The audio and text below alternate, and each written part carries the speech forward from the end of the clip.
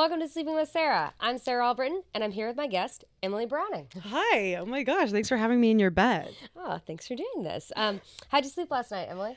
I slept pretty good. The air conditioning created a nice white noise sound. So yeah, I slept pretty good. So you're a white noise sound person. I am, or brown noise. Brown noise? Yeah. What's brown noise? It's like a little deeper. It's like Oh, interesting. Yeah, there's different levels. There's a rainbow of noise, actually. What's fuchsia sound like? Probably like... I love that. Yeah. That's fun. How did you sleep?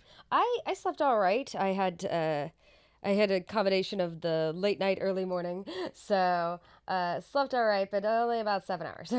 Oh, wait, 7 hours is only 7 hours for you?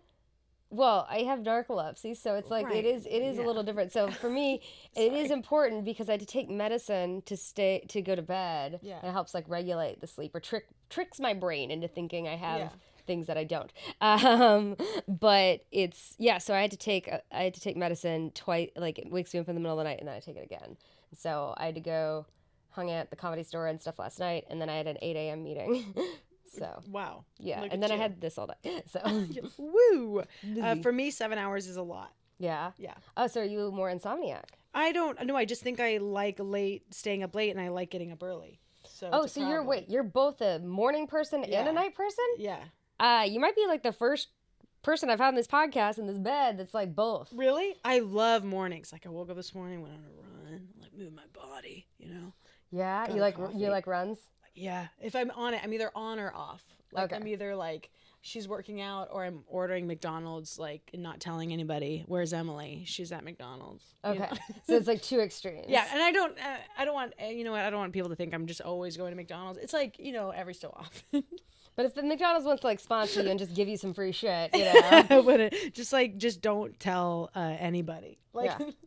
No, but yeah, I'm pretty extreme with like if I'm on a health kick or not. Yeah. Okay. Yeah. Yeah, that's cool.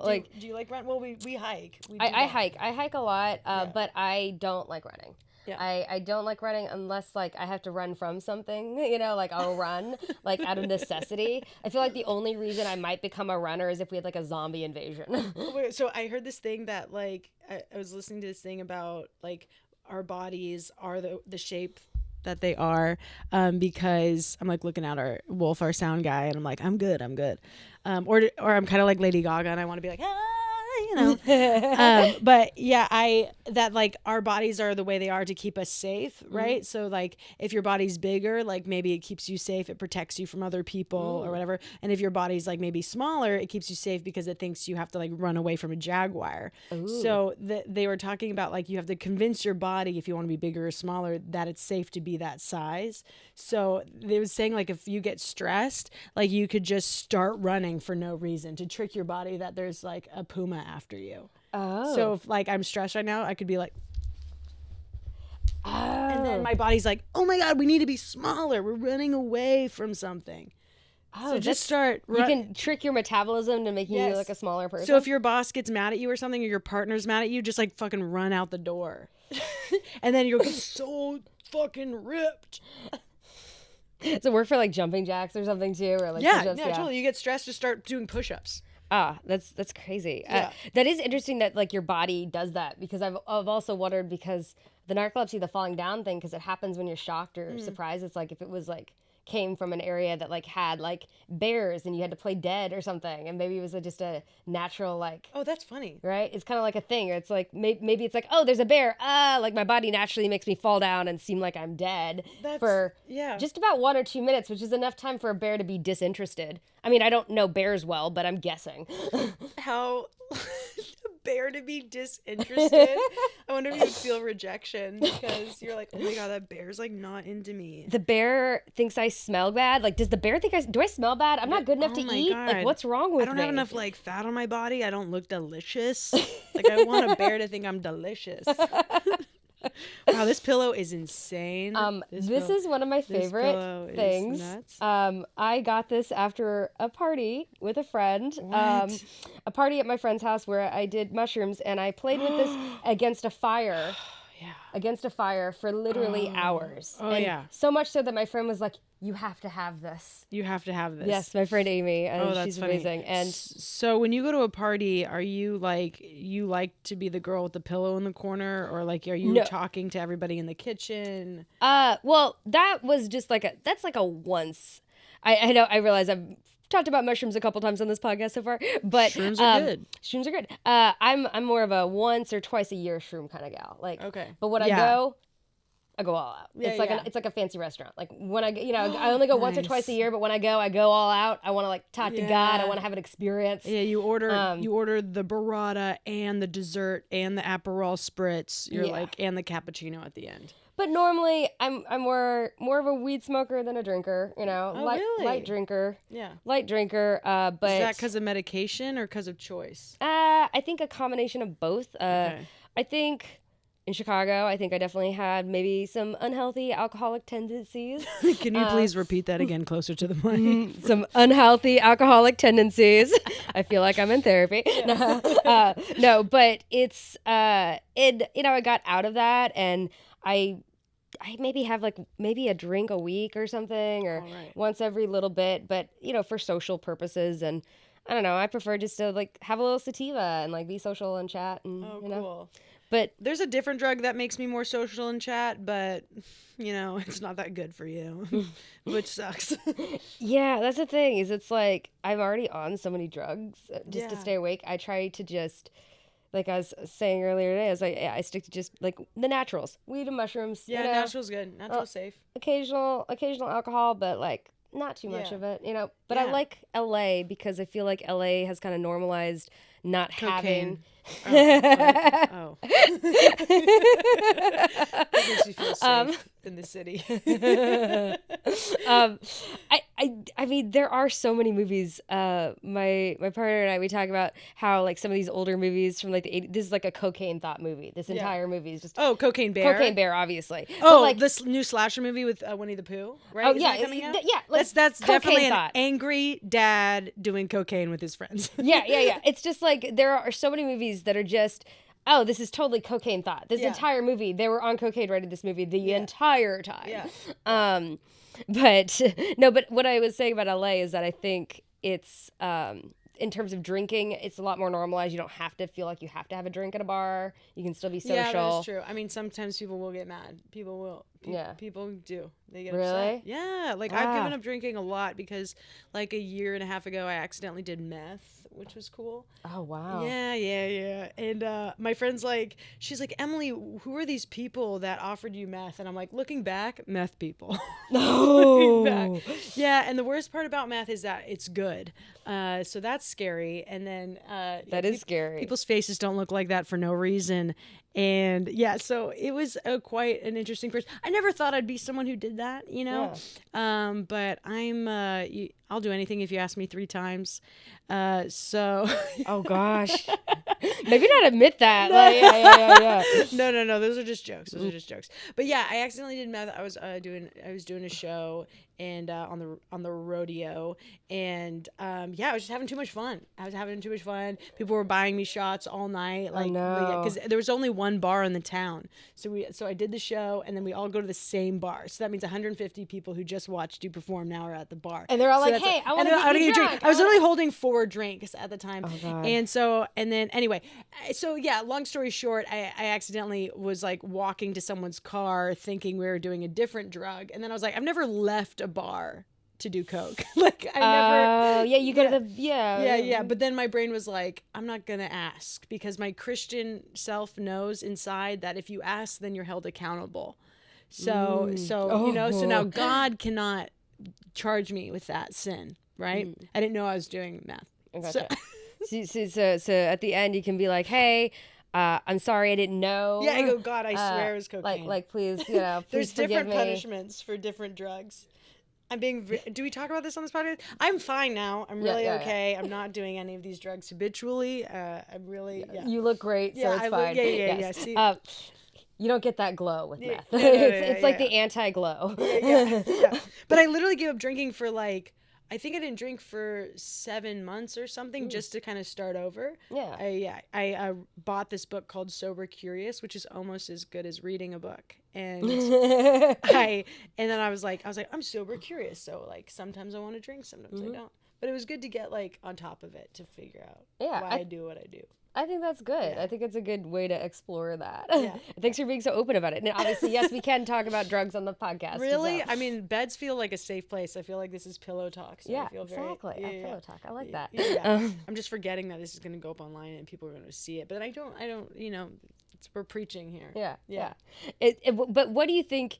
So do you believe in a heaven? Yes? Oh, do you believe that there are drugs in heaven is my question. Oh, yeah. Oh, like probably the best drugs. Like if we have DMT stored inside of our brain and we typically only experience that at birth and in death, you hope that that's going down in heaven. Yeah. Like, right? You're like, I feel like, yeah. I mean, think about like meditation. Like, have you ever like the deepest forms of meditation almost like feel like drugs? Like we have all the drugs in our brain. It's all about releasing them. So yeah, I feel like in a paradise we'd be able to be like, I want to release this one. I want to release this one. Oh, maybe? Okay. But not in the traditional, you take drugs. You smoke it or something. I don't know if like my ancestors who are like still their spirit is around Earth need drugs per se. I don't know. In the fourth, fifth, third, 12th dimension, do you need drugs in those dimensions? I don't know. But I just thought it was an interesting question just because I don't know. Like, because some people believe that you have to like follow all these rules to get into a place. And then it's like, you expect them to have everything. Oh, in the Christian heaven? Yeah. No, there's no drugs in the Christian heaven. No. Nothing fun in the Christian No, we don't have. Yeah. It's funny, interesting, because I was also taught, it's funny that certain denominations of Christianity aren't on, some are, but some aren't on board with like gender fluidity and stuff. When certain of them actually believe in heaven, you don't have genitals, that you are genderless like the angels. So I'm like, what's so bad with people on earth trying to be like your angels and being like more, aren't they getting closer to the heavenly self? People don't really make that connection.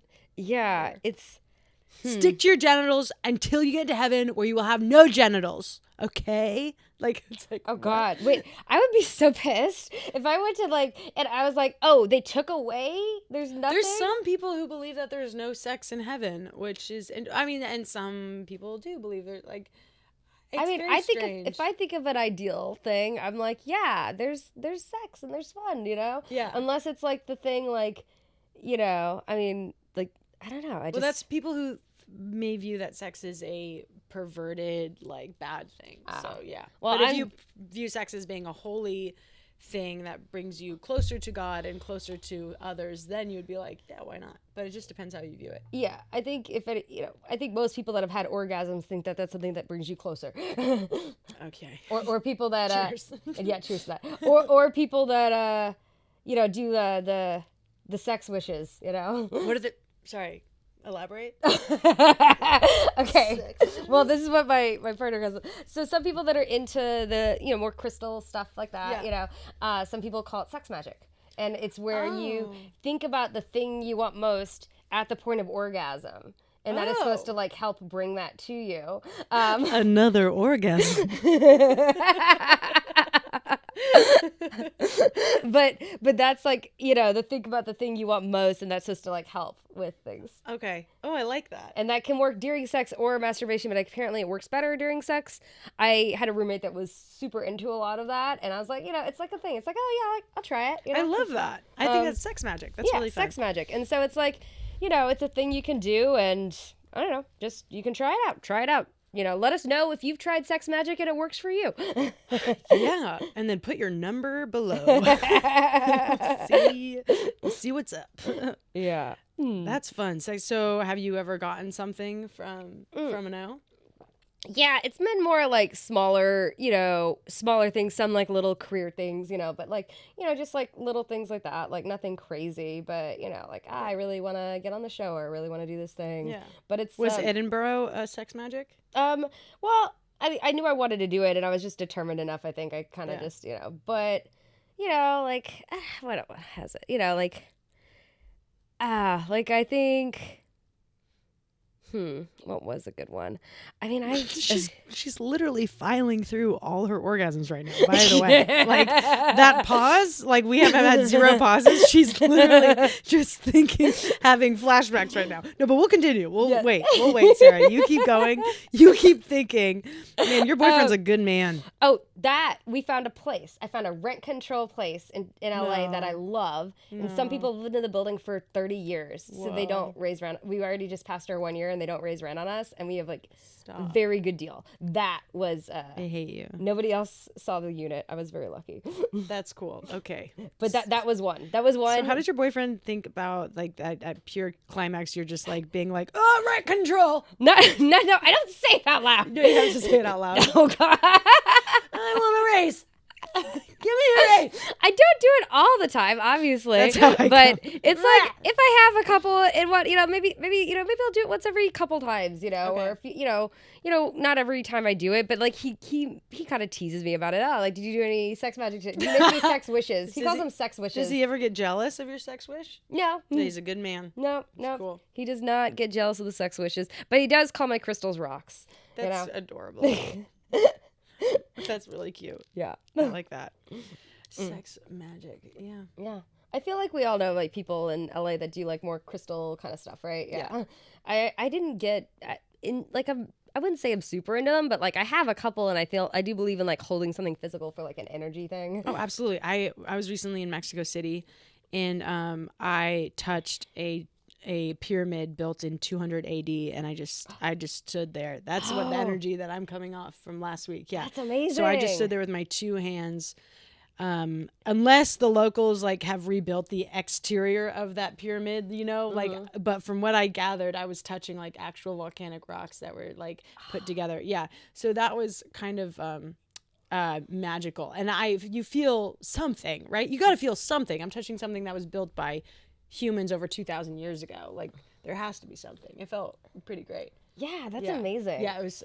If you're gonna touch a rock, those are some pretty great rocks to touch. Where in Mexico was that? So you have Mexico City, and then it's about an hour north-ish outside of the city. I'm gonna botch the name. Tectitan. Okay. Yeah. All right. Have you been to Tectitan?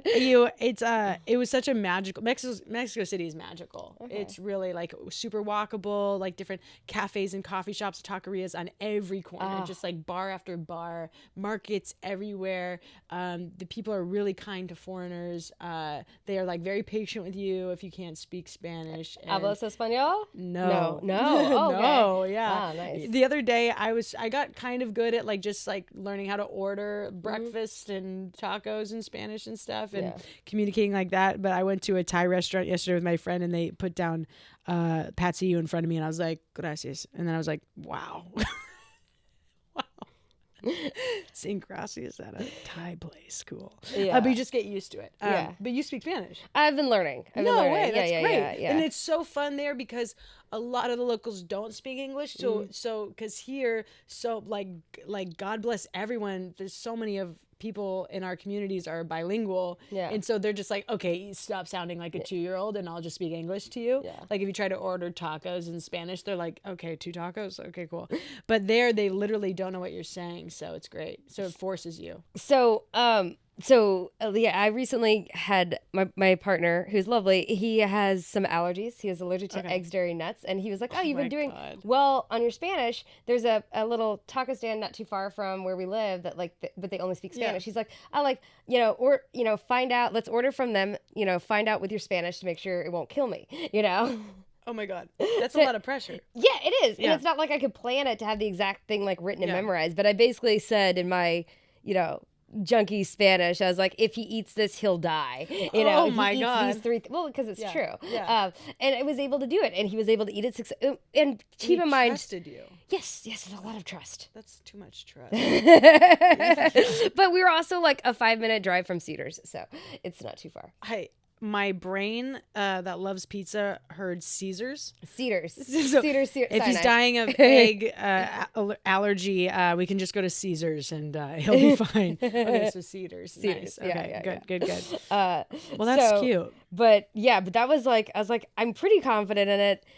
But also, it's like I'm stubborn because I'm like, oh, how good do you think? Oh, yeah, I'm great at Spanish, and then I don't want to take that back in the conversation and be like, oh, let's test you. So I'm like, oh, wait, that's kind of scary though with those type of allergies. Like, how do you travel? I mean, like 2 EpiPens at all times. Yeah, okay, got so it. like it's not like because I feel like if you go to different countries, like you just really don't know what's in the kitchen. Yeah. Well, like I think he's been to Israel, but Amazing. I think aside from that, mostly places that have also spoken. Like, is he Jewish? Yes. Oh, yes. He went there for his bar mitzvah. I love. I think the only religion I would convert for. Really, the more I'm learning about it, the more I really. It's beautiful. I think it's so much more open, and I think it's hard for me to understand coming from a Christian background, like from the how much judgment there is, and how much like you have to follow these rules, and like with Jewish culture, it's more like, hey, you're allowed to question things, and hey, we have gay rabbis. There are different levels of it, obviously, but the more I'm learning about like how open a lot of it is. Yeah, and to be fair, they're all also gay Christian like leaders as well. Yes. They like more so than 100 years ago. But I hear you on the less judgmental. In terms of oh, it has to fit in this exact box. No, when I've had conversations with my partner about it, and I'm like, hey, what about this? And I question it. He's like, well, that's very Jewish. It's a very Jewish question of you to say, is what he'll say. And so it's very interesting. Yeah. I just love the neuroses of my grandmother on my dad's side. My dad was Jewish, and she was very like, just this 4'11", black hair, just like always eating red onions and like just like and like locks all the time. But I just love that kind of neurotic energy and.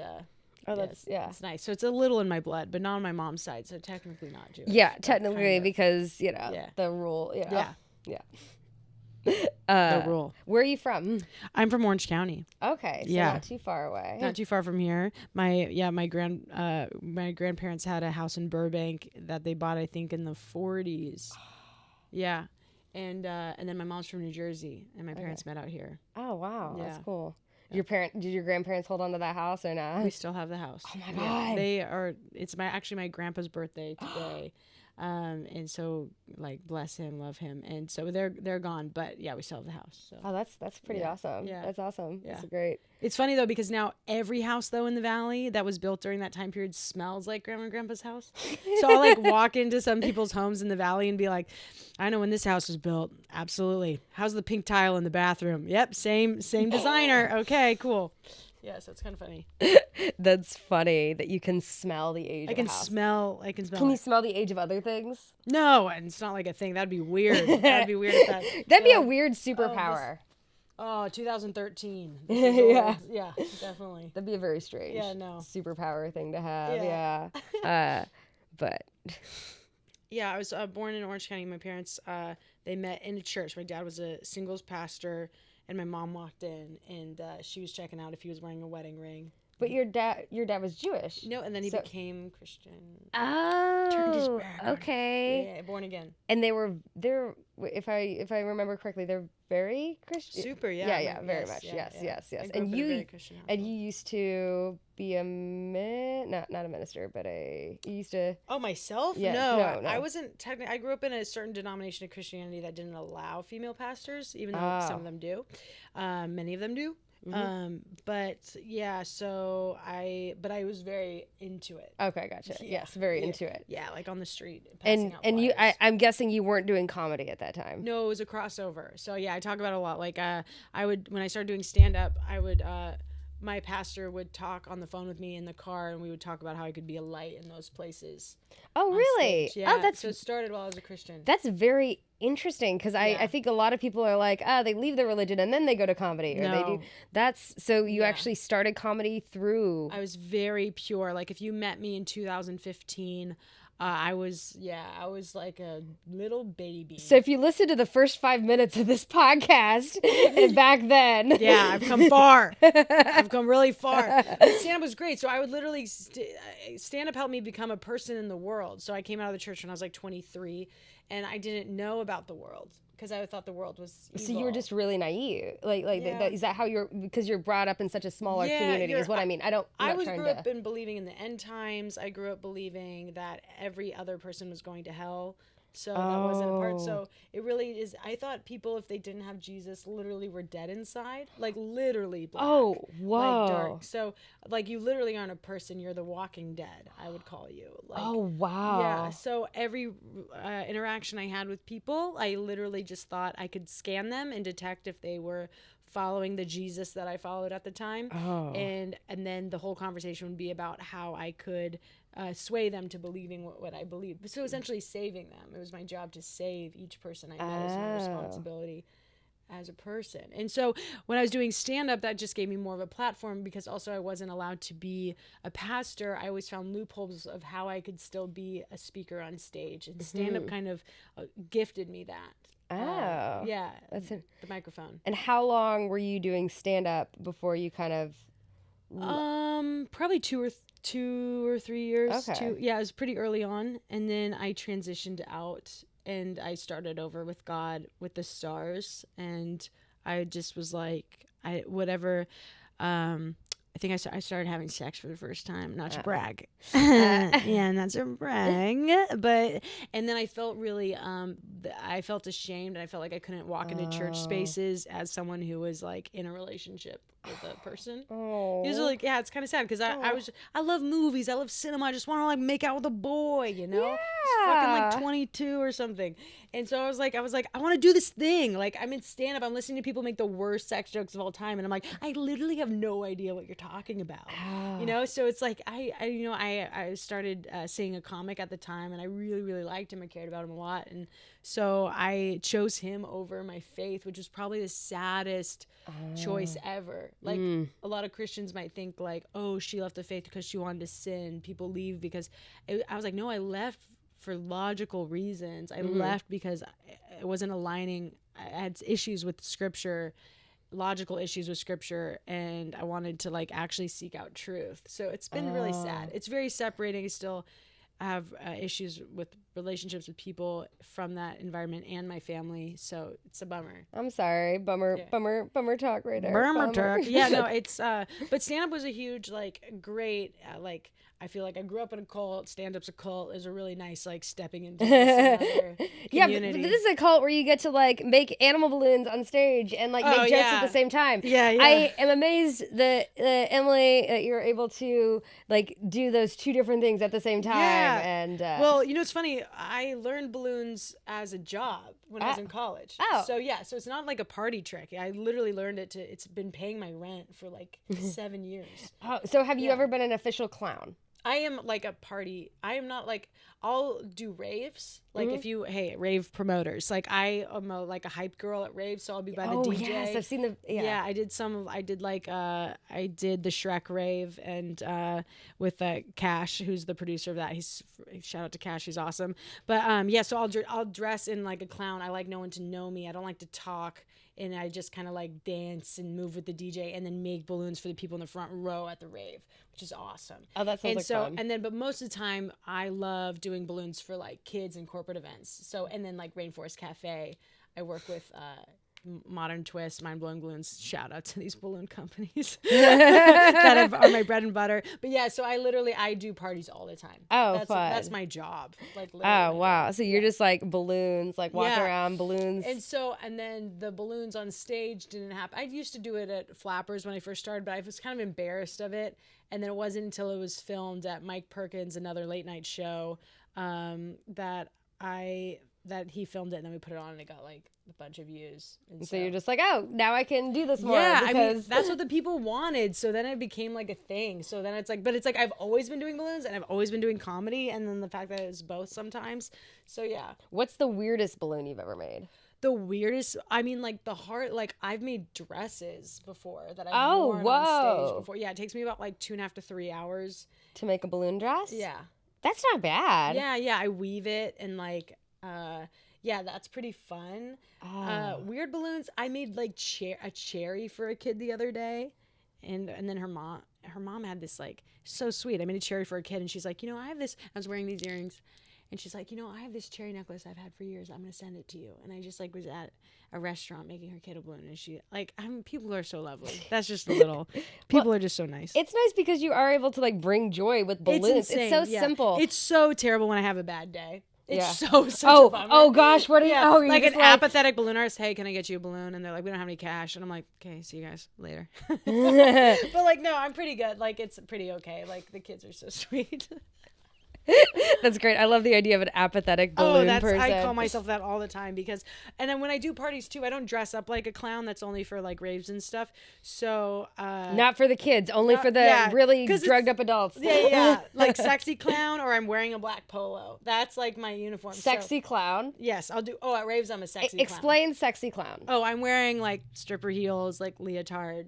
Oh, like a bustier. Like, yeah. Like okay. Yeah, sexy clown. Yeah. All right. Sexy yeah, clown. and then I got like kind of a strange makeup with like probably like a cool hat or something, and then I have my balloon apron, and it's literally so fun. Like if I could just do that like 3 times a month, and then like I'm just like trying to figure out how to it's make really that. hard to hang out with rave producers though, because it's late hours. And this girl has got to wake up for her run. You know? Yeah, because you like the mornings. Yeah. But with like, do you ever like stay up and then your morning like turns on and you're like, hey, I gotta go for a run? I cannot be that person. Like I've only done that. That's brutal. Like you do shrooms and the sun comes up and then you're like, I gotta go like on a workout. No, I hate it.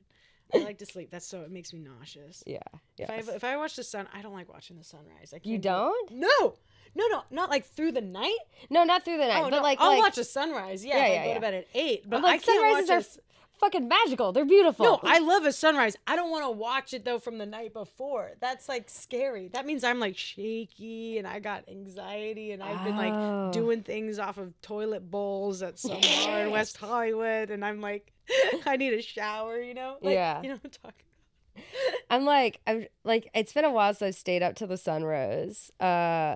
Probably sometime during the pandemic I did it, but I did it many nights in Chicago because the bars are open till 4, and then on oh my god, and then you go to a friend's house afterwards and forget about it. Not all the bars are open till 4, but like there is one bar in each neighborhood that's open till 4. Yeah, and everyone knows which bar it is. You know, it's fun. like it's Frank's, it's Ties till 4. It's like the go-to bars. Yeah, and then but on Saturdays for some reason they're open either till the 2 a.m. bars become 3 a.m. bars, and the 4 a.m. bars become 5 a.m. bars. Oh my god! Just on Saturday nights, and then there'd be like the late night place to eat, like that late night grilled cheese place that was like open till 6 a.m. So then there were definitely times where I'd be up, and then the sun. I was like, I've got like 30 more minutes. I can go to the lake and watch the sunrise, and like that's what I miss that. I mean, like when I was in San Francisco doing comedy, I got really involved with this comedy school called End Games, which was really awesome. And the friends I met there, oh my God, we could stay up forever. Yeah. Like, I guess I just have, I don't know, in LA, when I stay up, maybe it's just getting older. I don't know. Maybe it's that, but also I feel like LA is done early town anyways. Like, and it's hard to walk. You're like, my car's here. Yeah, like, yeah. I can't San Francisco, like I could get drunk in the Mission and walk home to where I lived, and I'd be sober, but like I could walk. Yeah, like, Chicago, I could take the train. I could take the red line and then like get off at 2 a.m. and like walk home. Yeah. Like a couple blocks, and it was easy. But LA's just because everyone drives and because everyone has to keep up with like East Coast time. Yeah. I mean, like I'm kind of glad the comedy clubs are all closed by 2 a.m. because if they were closed at 4, that'd be like a lot harder. Yeah, it would. Oh my God, the Comedy Store at 1 a.m. is so funny. People get weird. Audience members get weird. Well, yeah, because they know it's like 1 a.m., whatever. Yeah, it's so funny. It's like heckler time. It's so funny. They're so drunk. God bless them. Do you like hecklers? You seem like you like dealing with them, or? I actually do. Yeah. They give me material. Oh. Yeah, I like passionate people. So. Okay. Yeah, I like people with real strong opinions.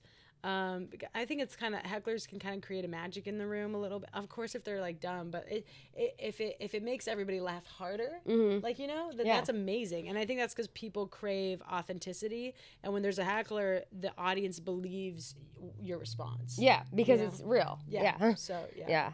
No, I get that. Any specific... That's not inviting hecklers. Yes. My show, but yeah, anyway. Have you had any recent hecklers that come to mind, or? No, but I was opening for Nikki Bond in like, I forget where we were, like a couple hours up north, but she had a heckler who like would not let it go that why Nikki was complaining about her boyfriend or something. It was so funny. Nikki Bond, so she handled it so well because this woman was like, "Why do you need a man to make you happy?" I'm married and I still feel independent. Like, it was like ridiculous, and they kept going, and they actually had opinions about Nikki, which was insane. So that was kind of like a lot. And they found Nikki online, and then sent her an email about, like, on top of that. So that's a little intense. Like, I've never had anything like that before. Yeah. No. And they were like giving her notes on her set and like trying to pour into her as a person, and like it was ridiculous. But Nikki was a star and like made everybody laugh so hard in the room, but that was kind of ridiculous. Yeah, I haven't had anybody that bad, which is good. An email response, like a follow-up, like, but that probably lasted, like, if a heckler's going past 10 minutes, it's like, whoa, okay. They want to make the show about them for some reason. Yeah, that's a lot. Yeah. Yeah. I usually don't get them, just the style I do comedy, but I had somebody talking about the narcolepsy. I had somebody yell at the back of the show. He just yelled Ron Jeremy, and I was like, "You mentioned the worst narcoleptic, like why mention the creepy narcoleptic? There are way better ones, Yeah, like Kimmel and Harriet Tubman. Oh, Harriet, really? Yeah, yeah, she had narcolepsy. Whoa, how did she deal with it back then? I don't know the specifics, but I do know that she had it, or it was suspected that she had it. Like, it wasn't like interesting, as like there obviously wasn't the medication they had back then, but it's just a reminder. She did a lot for people, so just having a thing doesn't keep you from it. No, that's the way I look at it. Oh, yeah. Absolutely not. Yeah. No, perfectionism is an illusion created by white supremacists. You're throwing like good little quotes out there. I like it. Yeah, I'm just saying. I don't know. It's ridiculous. Let's set the standard so high that only the most privileged people can achieve, and then everyone else will fall to the wayside, and let's make them feel bad for not being perfect. Yeah. Perfect, which is this false pretense of rules that we just created. It doesn't even exist. Exactly. Doesn't. Yeah. Perfectionism doesn't. Yeah. Like nature, if you look at, like, there is a perfect way a tree might internally grow, but as far as the exterior, there's no such thing as a perfect tree, really. That's true. But what it's made up of inside. So it's like the same thing with the human body. Like, I guess, like, if we're working, a tree is a tree. But like humans have been like, no, that straight tree that grows so tall, that's a perfect tree. Yeah. Bullshit. Exactly. And also, like, everyone chops down the perfect Christmas trees for their Christmas trees anyway. So you don't want to be a perfect tree because people cut you down. Exactly. It's okay to be the skinny turkey because then you won't be Thanksgiving. yeah. Little skinny turkey. Yeah, that turkey's running away from its boss for sure. It's running away with the stress. I'm a little turkey. Are you in a relationship right now? I am. You are? Oh, a big smile there. Yeah. Someone is in love or very serious like. Yeah, I could cry. Oh, I'm so happy for you. There have been 2 times in the last couple of weeks where I asked somebody that and they just lit up. That's so fun. And it makes me so happy that you just naturally light up at that. That's great. Yeah. Oh, but that's awesome. Yeah, it's I was originally a commitment phobe, and during the pandemic, I was like, I don't want to die alone. I don't know what it is like. Did you think that? I think I thought that in order to be successful, I had to be, or creative, I have to be alone or something, and I have to be in pain, and I have to. Do you feel this? For a while, I did connect with that, and then I think I convinced myself that I don't believe in monogamy. And really, I just never dated somebody that was worth committing to. Oh, 100%. And I think that's what it was. And I think I was intentionally doing that. I was intentionally dating people that I know weren't good enough for me because, self-destructive tendency. I don't know. But or sabotage or something. Yeah. Because even if you don't believe in monogamy, you're still preventing yourself deep connection in polyamory. You still got to do a lot of work. Oh, yeah. Yeah, absolutely. And I'm not, I'm also not opposed to it. I'm more like, hey, let's have a conversation about it first. Let's not, we're adults. We can have conversations and let's have a good open communication. But for a while I was thinking, I don't know if monogamy is me for long term, but I was like, I don't know. Like, I met somebody, you're very cool, but again, in terms of lifetime, I don't know how I feel in 10 years, but it's just. That's another thing is, obviously monogamy, if there's a 50% divorce rate, it's not a perfect system. Yeah. And if a system's not perfect, we should be able to be open to new ideas of living and how to conduct relationships. But for some reason, hardcore people are like, no, monogamy or die. And I'm like, I don't understand why you're against like different ways of doing this. Well, and also you think about like raising children, like it used to be like the whole, it takes a village. It used to be a whole village would work together to raise children. So I don't see like the issue. And I think what we might see as you know, we get older, we might see more communities where it's like, hey, you know, I want to have a kid. I haven't met somebody great yet. You're my best friend. Let's like live together and let's have like a bunch of, you know, friends that live in a house and raise kids together. How like, beautiful is that? I think it's beautiful. And it's beautiful because you're choosing to love that child. You're not here by even like force. You're not even really mine. Yeah. Like mine in a sense of like, sorry, no, that's more of like adoption. Biologically, yeah. But there's so much love there. Yeah. Yeah, it's interesting. I don't fucking know. I don't know. Is it like a kid with two dads? Is that kid better off just being with one mom if a dad leaves? Like what? Yeah. So there's kids who are raised with one parent. Why are you against with a kid being raised with two moms or two dads or a dad and a best friend or? Yeah, I don't think it's just an old way of. I think as long as you got like people that like love you around and you have that works. Yeah. But you know what it is? You know what it is, Sarah? Not all people have the freedom to question things because questioning allows a person to trip. You know, they want to live on this reality, and if they start to ask questions, then things get a little shaky. And so I feel like I'm the type of person where I'm okay with the shaky and I know I'll survive, but some people don't, so they don't want to ask the questions because they're afraid of the answers. Yeah. And that's why they avoid weed, because weed's just like, I'm going to think about world. That's why they want it to be illegal in all these other states still. It's like, it opens your mind, I think, to that stuff. Like, oh, yeah. Yeah. I'm not saying like, hey, like do weed and like not be, you know. So I heard this like theory. I think I just watched that like one mushrooms documentary on Netflix, so I'm an expert now. But like, isn't there a thing like I could just be spreading lies like that maybe the monkeys started to do so many shrooms that like our brains started expanding, and that was the most thing that expanded. So that's why so many women died during childbirth, because our brains expanded more than our hips could. So if you look at like the older monkeys that were becoming humans, like their heads are like this, and now the human brain is like this. So that's why it can't come out as much. So as we that's evolved. really interesting. But then the theory was like we did that. What made our brains expand? Yeah. So it's like, so some people were like, it was shrooms. They were just fucking eating fungi out of the ground, and their brains were expanding with concepts. Well, I also read that like they're spreading like lies. Well, I recently also read like 100 million years ago, instead of tall trees, we used to have like tall mushrooms like that. No. Like mushrooms. No way. Yeah. Get out. No. Yeah. So I recently. No. Yeah. That they were like tall mushrooms. Mushrooms are actually kind of amazing and super resilient. People are making bricks out of them. They're like they're like really cool, like sustainable things because they're so diverse in where they can grow, what they can do.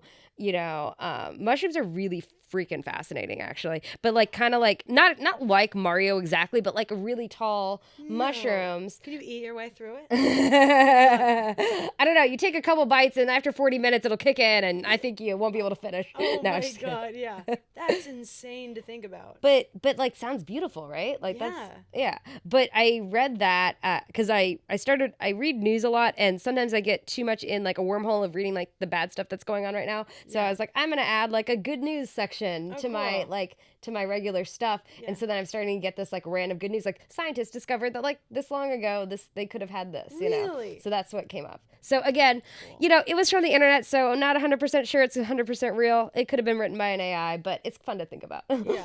Could have been written by an AI. What do you think of AI? Oh gosh, a little scary, but feel like I need to like embrace it and learn it a little bit so that I can like trick myself into being better than it. Yeah. Because they can't write jokes. They can't write jokes yet. You can't. Yeah. Well, not like really good. Like not good jokes. Yeah. You could be like, oh, write a joke in the style of Seinfeld from the 90s. Fine. Yeah. But like, it can't write anything original or create anything original, and I am really trying to gear towards like originality, like my point of view, which is hopefully original, I think. Yeah. That's cool. Like, I don't think we can get a robot that will be I definitely don't think you could get a robot that can make a balloon and tell jokes at the same time. So I think you're safe. Okay, yeah, for a while. For a while. Yeah, because the expressions on AI right now, they're working on these robots, are pretty good, but they might get the hand. Yeah, I don't know. It'll be a while before an AI can make a balloon for sure. Yeah. I feel like they just keep popping. Actually, that'd be really funny to see. I just want to see a robot try to make one animal balloon just see it fail. And I want to see what failure does to the psyche of the AI. Oh, it's sad. Oh no, I know that's mean. I'm sorry. They're real. They're real. And then they're another thing. Okay, so is it crows or ravens where if they don't like a person, then they can tell everybody else not to like that person? Is it a crow or raven? I'm not sure. Okay. So one of those birds they can recognize the person, and they could tell everybody else, like, hey, that guy throws shoes at us. So then a whole town of ravens or crows could not like that one person. So AI could probably be a similar way. So it's like if you mess with one AI, that AI could probably alert everybody else of your identity and let them know that this person does not honor and respect us. I bet you. Well, by the way, I'm also the person that whenever I yell at my phone, I'll apologize afterwards just in case. And they know that. And they take that into consideration. Okay, so please spare me, please. I'm just saying, if you're pranking on AIs, you gotta watch out, because I think they're gonna make a mental note. Okay, thank you for the warning. I appreciate that. Yeah. We're going into a totally different world in the next 10 years. It's gonna be interesting ride. Sunny from iRobot is probably one of the most endearing characters in cinema. Come on, you know. This is so cute. It draws a picture and he has feelings. And then also it's so sad. You think about they probably have the desire to fall in love and experience touch and stuff and you're right. And I shouldn't. Yeah. That's fair. Have you seen Under Her Skin or with Scarlett Johansson? I haven't seen that one, but I've seen her, who I think she does the voice. Also Scarlett Johansson? Yeah. Whoa, Scarlett Johansson a robot? What? Wow. No, her was nuts. Yeah. I don't want to give away anything. Yes. I'm a no spoiler person. But we are starting to wind down the podcast a little bit. And I always ask somebody at the end of the podcast what your dreams are for the future. You can take that in any way you want to take that. Wow. My dreams are for the future. Wow. I mean, my dream is to have really good friends in this town that I can grow old with, that I can always value my love relationships and friends, hopefully before my work, and that it pours into a fucking TV show. So I'm definitely writing some pilots right now and pitching some, getting ready, it's who knows what's in store for the industry, what's going on. But just having, I have some pilots ready and some pitches ready for reality and also narrative. So I would love to be a showrunner. Oh, okay. And act in it. Yeah. Oh, I love that. To be a showrunner. Yeah. Fuck yeah. Yeah. So I've been diving more in a lot of heavy acting classes with a really talented man named Adam Harrington. And so just diving into acting, in my short film this year called Murder, She Wanted, that I made with Rachel Shimko, a really great director.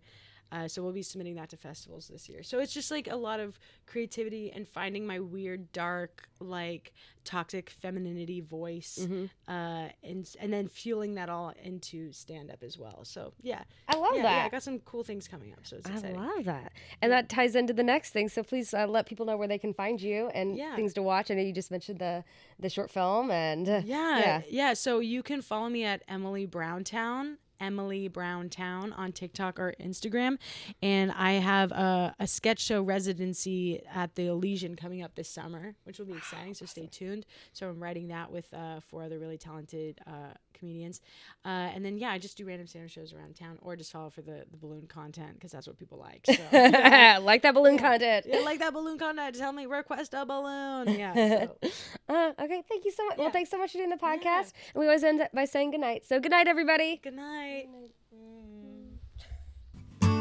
Thanks for listening to Sleeping with Sarah, where I slept with Emily Browning. Be sure to follow Emily on Instagram and TikTok at Emily Browntown.